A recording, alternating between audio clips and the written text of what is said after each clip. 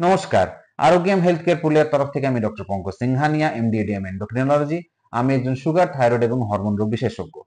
চোখ কি ডায়াবেটিসে এফেক্ট হতে পারে? হ্যাঁ, চোখের সমস্যা ডায়াবেটিসে হতে পারে।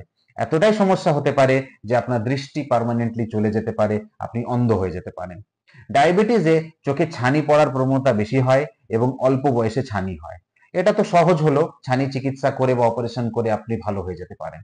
কিন্তু ডায়াবেটিসের জন্য যদি আপনার চোখের পর্দা বা রেটিনা পেছনে যেটা থাকে সেটা যদি এফেক্টেড হয়ে যায়, তার মধ্যে যদি গুটি গুটি ব্লিডিং হয়ে যায়, তার মধ্যে যদি হঠাৎ করে খুব ব্লিডিং হয়ে যায়, রেটিনা ডিট্যাচ করে যেতে পারে, এবং তাহলে কিন্তু অবশ্যই আপনার চোখের প্রবলেম হবে, সিরিয়াস প্রবলেম হবে, চোখের দৃষ্টি সব দিনের জন্য চলে যেতে পারে।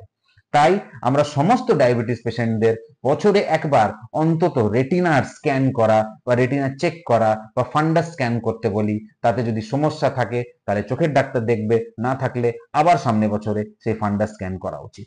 ধন্যবাদ।